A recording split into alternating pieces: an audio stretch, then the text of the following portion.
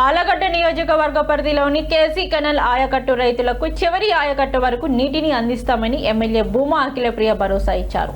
దొర్నిపాడు సమీపంలోని KC canal 24వ లాక్ను irrigation శాఖ అధికారులతో కలిసి ఎమ్మెల్యే భూమా అఖిలప్రియ పరిశీలించారు. ఈ సందర్భంగా ఆమె మాట్లాడుతూ రైతులు ఎలాంటి ఆందోళనకు గురి కావాల్సిన అవసరం లేదని, ఆమె తమ ప్రభుత్వం హయాంలో ఏ రైతుకు నష్టం కలగనివ్వమని స్పష్టం చేశారు.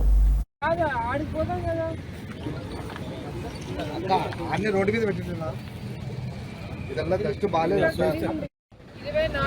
24వ బ్లాక్ దగ్గరికి మరి నాతో పాటు కేసీ కెనాల్ తెలుగంగా డబ్ల్యూఏలు డీసీలు అందరం కూడా ఇక్కడికి రావడం జరిగింది.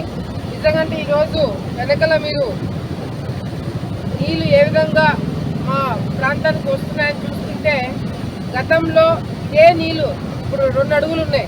అర్ధ అడుగు నీళ్లు కోసము ఎన్ని తిప్పలు పడ్డామో, రైతులు ఎన్ని కష్టాలు పడ్డారనేది గుర్తు తెచ్చుకుంటుంటే నిజంగా ఈరోజు ఆ బాధని ఈ నీళ్లు చూస్తుంటే ప్రజలు రైతులు పడ్డ కష్టమంతా కూడా మర్చిపోతున్నారు.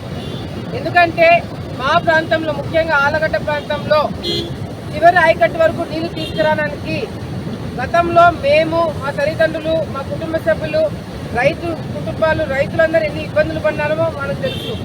ఇప్పుడు కూడా ఈ రోజు కూడా చివరి ఆయకట్టు వరకు నీళ్లు రావాలంటే అధికారులతో కొట్లాడితే కానీ నీళ్ళు కిందికి రాలేని పరిస్థితి.